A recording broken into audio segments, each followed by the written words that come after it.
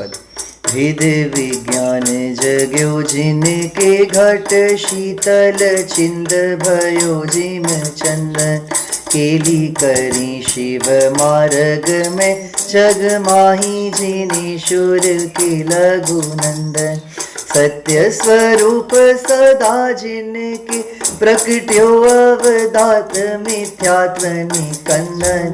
शांत दशा तिनकी पहचान, करे कर जोड़ी बनारसी वंदन।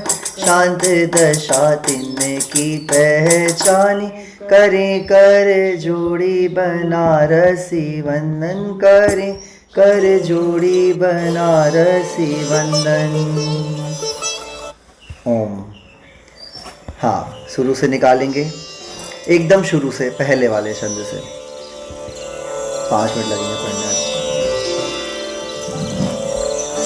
क्या है, आप लोग कभी अलग से ही पढ़ो तो आपको मीनिंग दिमाग में रहे ना, इसलिए बार बार पढ़ेंगे तो आप लोगों को स्मरण आ जाएगा। चलिए, पहला छंद 3 नंबर पेज नंबर 3, पहला छंद साथ में पढ़ेंगे। करम भरम जगति मीर हरन खग, उगर लगन पग शिव मग दर्शी। निरखत नयन भविक जल बरखत, हरखत अमित भविक जन सरसी। मदन कदन जित परम धर्म हित, सुमिरत भगति भगति सब डरसी। मदन कदन सजल जलद तन, मुकुट सपत फन, कमट दलन जिन नमत बनरसी। सकल करम खल दलन, कमल सठ भवन कनक नग। धवल परम पद रमन जगत, जन अमल कमल खग। परमत जलधर पवन सजल घन, सम तम सम कर। पर अघरज हर जलद सकल जन, मत भव भय हर। जम दलन नरक पद क्षय करन, अगम अतट भव जल तरन। वर सबल मदन वर हर दहन, जय जय जय अभय करण। जिनके वचन उद्धारत जुगल नाग, भय धर निंद पद्मावती पलक में। ताकि नाम महिमा सुख धातु कनक धर, पारस पखान नामी भयो है खलक में। जिनके जन्म पूरी नाम के प्रभाव, हम अपनो स्वरूप लाख्यो भानु सो भलक में। हे प्रभु पारस महारस के दाता, जो मोहि साता द्रग लीला की ललक में। अविनाशी अविकारी परम रस धाम है, समाधान सर्वज्ञ सहज अविराम है। शुद्ध बुद्ध अविरुद्ध परम अनादि अनंत है। जगत शिरोमणि सिद्ध सदा जयवंत है। और अब सम्यक दृष्टि का वर्णन करते हैं। ज्ञान को उजागर सहज सुख सागर, सुगुण रत नागर विराग रस भर्यो है। रसन कीर्ति कर मरण को भय नगर, करम सुपीति दे चरण अनुसर्यो है। धर्म को मंडन भरम को विखंडन, परम नरम है के कर्म सुलड़्यो है। ऐसो मुनि राज भुवलोक में विराजमान, निरखी बनारसी नमस्कार कर्यो है। और कैसे हैं सम्यक दृष्टि, कौन है? भेद विज्ञान जग्यो जिनके घट, शीतल चित भयो जिमी चंदन। केली करी शिव मार्ग में जग, माही जिने सुर के रघुनंदन। सत्य स्वरूप सदा जिनके प्रकट्यो अवदात मिथ्यात्व निकंदन शांत दशा तिनकी पहचान करी करी जोड़ी बनारसी वंदन। और आगे कैसे हैं सम्यक दृष्टि। भारत के साचे परमारत के साचे चित साचे साचे बहन कहे साचे जन्मति है काहू के विरुद्ध नाई पर जाए बुद्धि नाई आत्म गवेशी न गृहस्थ है न जति है रिद्धि सिद्धि वृद्धि दिस घट में प्रकट सद अंतर में लक्ष्य सो अजाची लक्ष्यपति है दास भगवंत के उदास रहे जगत सो सुखिया सदैव ऐसे जीव समकति है। और कहते हैं आगे कैसे है कैसा उनके अंदर में श्रद्धान प्रकट हुआ है। जाके घट प्रकट विवेक गण धर कौसो हृदय रखी महामोह को हर तू है साचु सुख माने निज महिमा डोल जान आप हुई मैं आप हूँ स्वभाव ले धर तू है जैसे जल कर दम कतक फल भिन्न कर तैसे जीव अजीव विलक्षण कर तू है आत्म सकति साध ज्ञान को उदय आराध सोई समकिति भव सागर तर तू है। और मिथ्या दृष्टि कौन होता है। धर्म न जानत भखानत भरम रूप ठौर ठौर ठानत लड़ाई पक्षपात की भूल अभिमान में न पाऊं धर धर निम हृदय में करनी विचारे उत्पाद की फिर डावा डोल सो करम के कलोल नीम है हरि अवस्था सुबह गोलू कैसे पात की जाकी छाती ताती कारी कुटिल कुवाती भाज ऐसो ब्रह्म गाती है मिथ्याति महापात की। और आप पीछे देखें कैसे मुनिराज बैठे हैं और पीछे हाथी में बैठ करके चक्रवर्ती आ रहे देखेंगे पीछे और उसकी सेना आ रही है मुनिराज बैठे हैं। और आगे देखेंगे आगे वंदो शिव अवगाहनारु बंदो शिव पन जसु प्रसाद भाषा करूं नाटक नामक ग्रंथ। अब अपनी मूल चलिए साथ में पढ़ेंगे।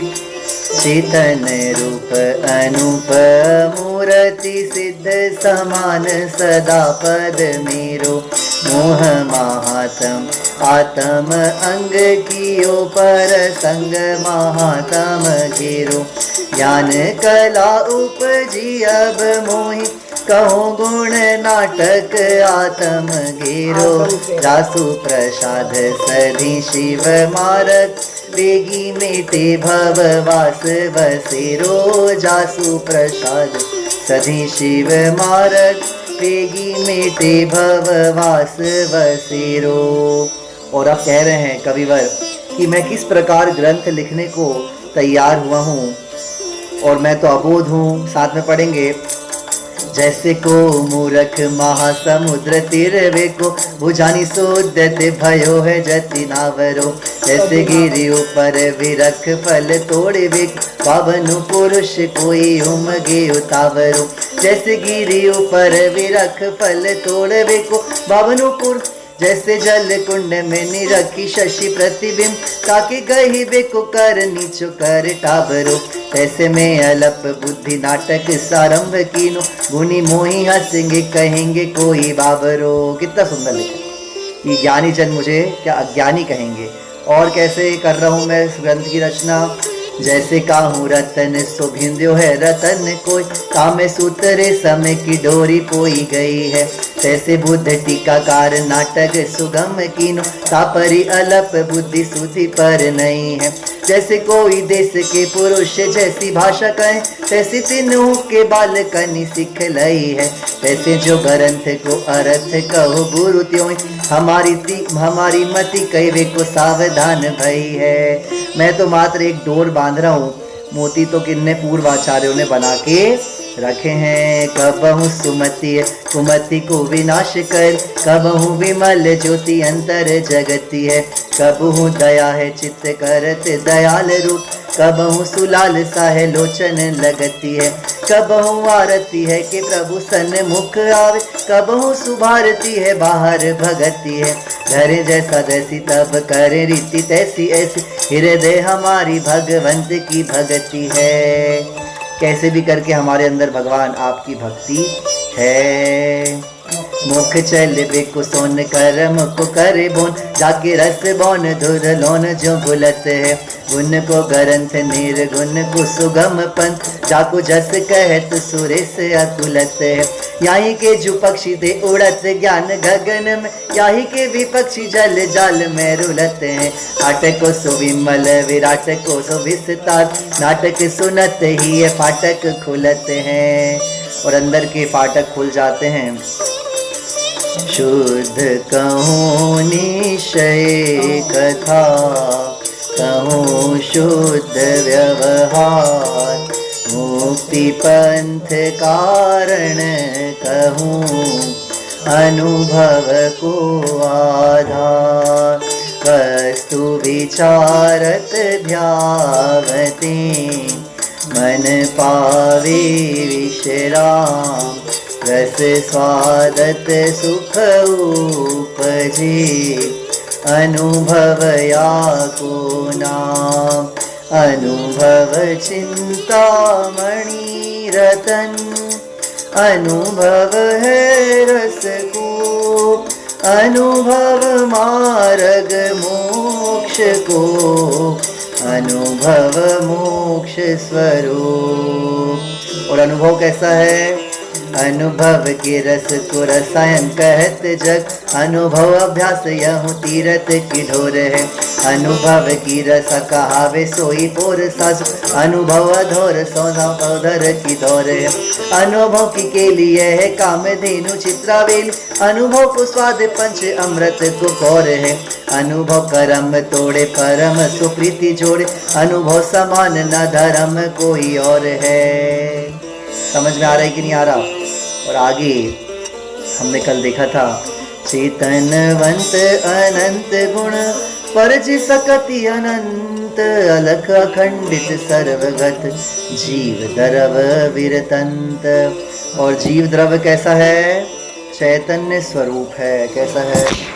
सभी लोग शांति से बैठ जाएंगे। कैसा है? चैतन्य स्वरूप, मेरा स्वरूप जो है आत्मा का। परजय सकति अनंत, कहते हैं आत्मा एक द्रव है, द्रव में गुण है, गुणों में पर्याय है। अनंत अनंत पर्यायों का क्या है? ये आत्मा पिंड है, और उसमें भी जो विशेष विशेष पर्याय अनंत अनंत उसके अंदर पर्याय हैं। आत्मा के भीतर अनंत शक्ति है, चाहे तो 3 लोक को जान देख सकता है। सुन रहे हैं कि नहीं सुन रहे हैं आप लोग? देखिए पीछे मुनिराज बैठ करके क्या कर रहे हैं। नेत्र बंद है पर तीनों लोगों को जानने की कला उनके पास है। ऐसा उपाय उन्होंने करा है। कहते हैं आत्मा न दिखाई देता है, अखंडित है, सर्व में व्याप्त है। जीव द्रव विरतंत, जीव द्रव्य का इस प्रकार का स्वरूप है। आगे क्या कहते हैं? फरस वरन रस गंधमया, नरद पास संठान।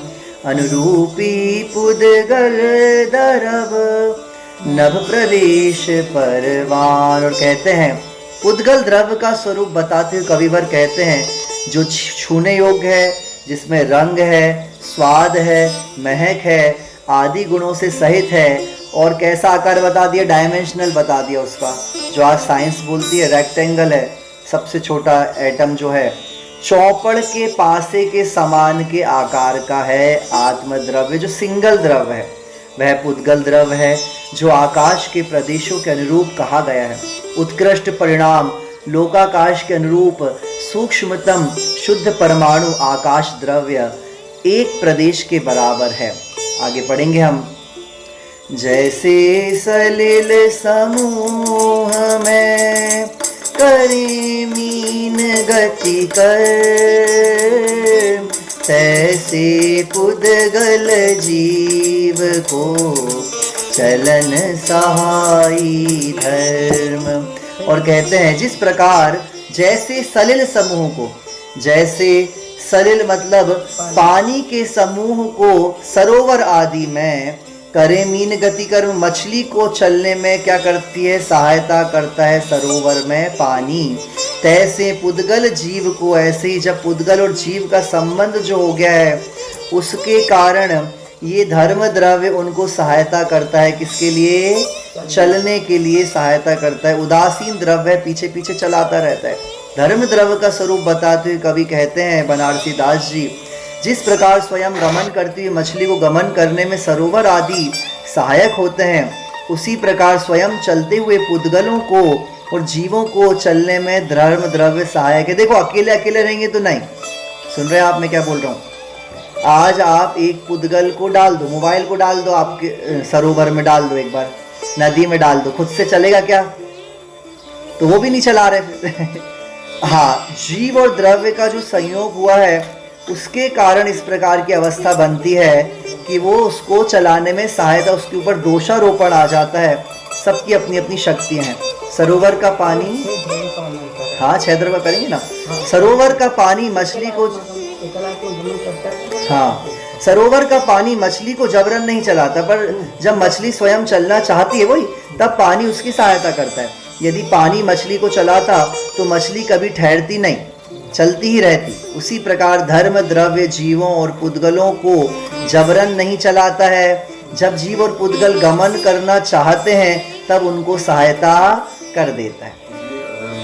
अधर्म द्रव्य नहीं, अभी धर्म द्रव्य है, चलाता है। आगे कह रहे हैं, ज्यों पंथी ग्रीष्म समय बैठे छाया माही, त्यों अधर्म की भूमि में जड़ चेतन ठहराई। ज्यों पंथी, जो जिस प्रकार पंथी मतलब पथ में चलने वाला पथिक ग्रीष्म समय, गर्मी के समय में छाया में बैठ जाता है, त्यों ही अधर्म की भूमि में, अधर्म द्रव्य की स्थिति में चेतन और जड़ दोनों ही ठहर जाते हैं।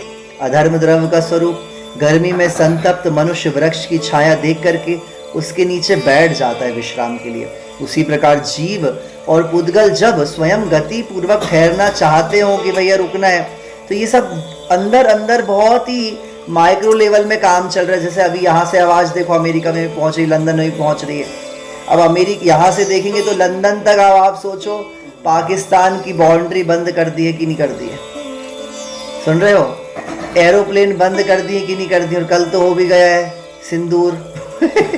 सिंदूर अभी उनको लगा दिया है। मेरा कहने का मतलब ये है कि देखो बाउंड्री बंद है, ऊपर से एरोप्लेन नहीं जा सकते, पर यहाँ से जो आवाज़ है सीधी पाकिस्तान को ऊपर से क्रॉस करती हुई कहाँ चली गई? एक झटके में लंदन चली गई। इसको कौन रोक पा रहा है? और उसके आगे अमेरिका है डबल, उसको कैसे कौन रोक पा रहा है? ऐसी सूक्ष्म सूक्ष्म जो, अब इसको अपन मान लेते हैं, इन सूक्ष्म बातों को मान लेते हैं, पर धर्म द्रव्य भी इस प्रकार के अंदर में कुछ काम कर रहे हैं जो इस प्रकार की पूरे ब्रह्मांड की व्यवस्था को बनाए हुए हैं। अगर सोचो धर्म द्रव्य ना रहे तो आप तो भैया रुके ही रहो, ठहरे ही रहो हर जगह, और अधर्म द्रव्य ना रहे तो चलती रहो। धर्म द्रव्य नहीं रहेगा तो क्या होगा? अरे नहीं, धर्म द्रव्य नहीं होगा तो आप रुके रहोगे, और अधर्म द्रव्य नहीं रहेगा तो चलते ही रहोगे, चलते रहोगे, चलते रहोगे, चलते रहोगे। समझ रहे आप? जैसे वृक्ष की छाया पथिक को बुलाकर ठहरने के लिए नहीं कहती, पथिक बल्कि स्वयं ठहरने की इच्छा करता है, तब वह छाया निमित्त बन जाती है। उसी प्रकार अधर्म द्रव्य जीवों को, पुद्गलों को ठहरने के लिए प्रेरित करती है। ऐसे हमारी कृष्णा आंटी बहुत घूमती रहती है, मुझे बोलती है कि मैं बहुत घूमता हूँ, पर ये तो भैया पता नहीं कहाँ का निकल जाती है। अभी कनकगिरी चली गई थी यात्रा कर, वो साधना करने। अब सोचो अभी इनको हम नहीं बोले हम धर्म द्रव्य ना रहे तो ये रोके ही ना, धर्म द्रव्य ना रहे, भक्ति रहे। हम बोलते हैं वे सब भागते रहते हैं। कहते हैं ठीक उसी प्रकार अधर्म द्रव्य जो है जीवों को, पुद्गलों को ठहराने में सहायता करता है। आगे कहते हैं, संतत जाके उरद में शकल पदारथ वास, जो भाजन सब जगत को सोई दरब आकाश। और कहते हैं आकाश द्रव्य संतत जाके उदर में, मतलब जैसे माँ के पेट में बच्चा कैसे है, दिख रहा है क्या? तो भी माँ ने उसको अपने अंदर समा लिया है अंदर में। ऐसे ही सकल पदार्थ वास, समस्त पदार्थ निवास करते हैं, जो भाजन सब जगत को। कितना अच्छा एग्जाम्पल दिया है। पूरा ब्रह्मांड क्या है? गर्भ के रूप में है, और आकाश अनंत है, अनंत आकाश है, अलोक आकाश है। उसके बीच में इतना सा लोकाकाश, इतना सा माँ की कुक्षी से भी छोटा, और उसमें हम सब रह रहे हैं और कहते हैं हम तो बड़े पैसे वाले हैं भैया। काहे के पैसे, हमारा तो बहुत बड़ा घर है। काहे का घर, इतना सा है पूरा लोक। आकाश द्रव का स्वरूप बताते हुए कविवर कहते हैं, जिस प्रकार माँ के उदर में बच्चे का निवास होता है, उसी प्रकार जगत के समस्त पदार्थों का निवास किसमें होता है? वो सब जगत का पात्र, बर्तन के समान आधारभूत जो है वो है आकाश द्रव्य। आगे कहते हैं, जो नव करी जीरन करे, सकल वस्तु तिथि ठान, परावर्त वर्तन धरे, काल दरब सो जानी। जो नव करी जीर्ण करे, जो नवीन को जीर्ण कर देता है, सकल वस्तु तिथि ठानी, समस्त वस्तुओं को ठान कर, पांचों परावर्तनों में परावर्तन वर्तन धरे, परिणमनात् परिणमन जिसका स्वभाव है, उसे क्या कहते हैं? काल द्रव्य कहते हैं। जो जगत के समस्त पदार्थों को नवीन से जीर्ण पुराना कर दे और परिवर्तन चलता रहता है, जिसका लक्षण है वर्तना, वह काल द्रव्य है। और क्या कहते हैं आगे? समता रमता उरदता, ज्ञायकता सुख भास, वेदकता चैतन्यता, ये सब जीव विलास। समता रमना उधरता कह रहे हैं, हंसी बा खेली बा करी बा ध्यानम।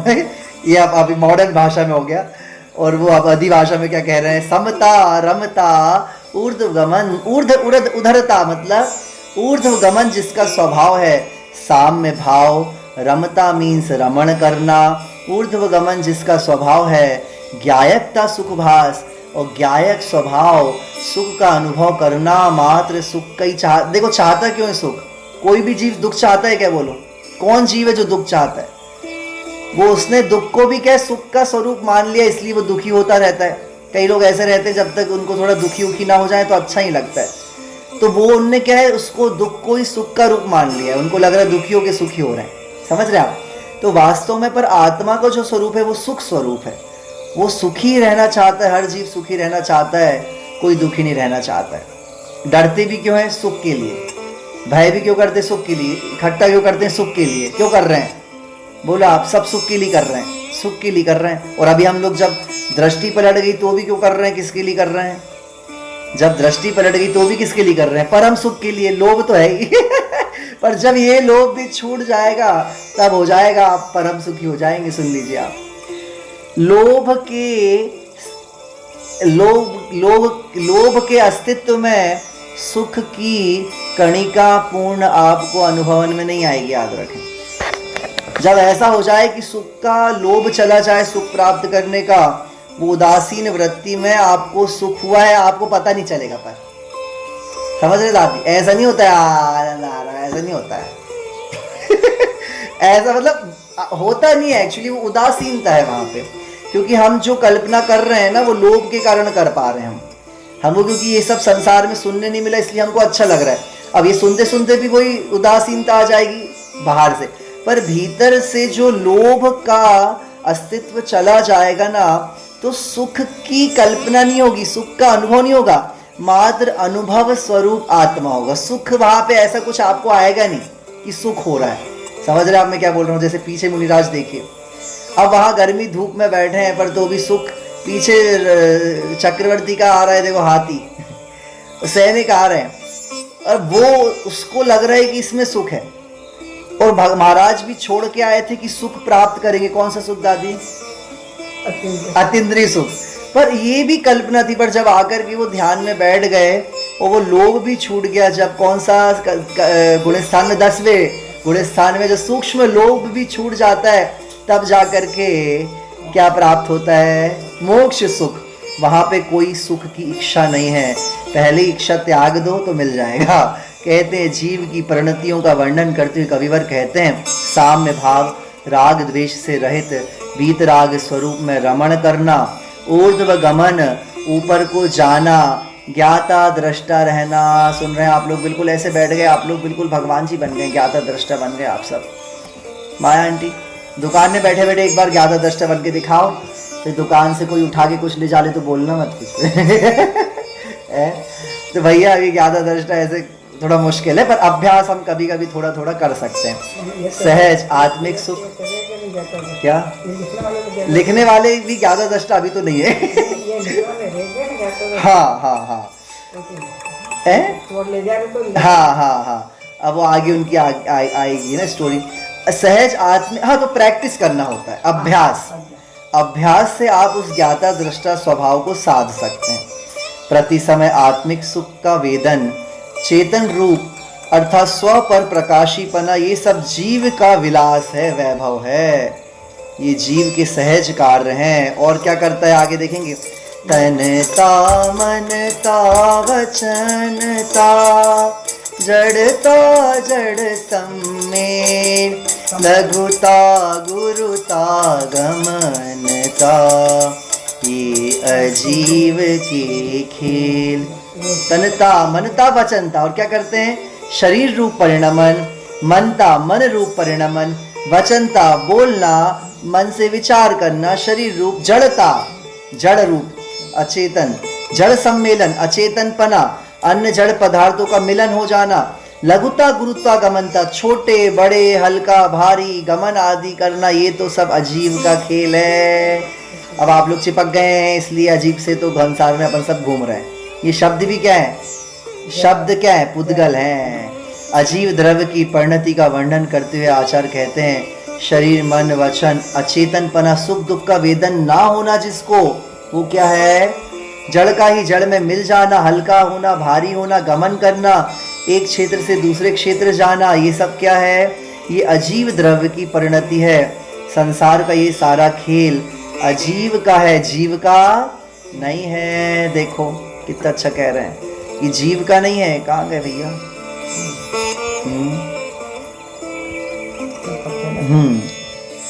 कहते हैं दोनों दोहों में कविवर बनारसी दास जी ने जीव द्रव अजीव द्रव का स्वरूप बताया। जीव धर्म अधर्म आकाश काल, ठीक है ना, और मूलतः दो होंगे, जीव और अजीव, उनका सुंदर वर्णन करा।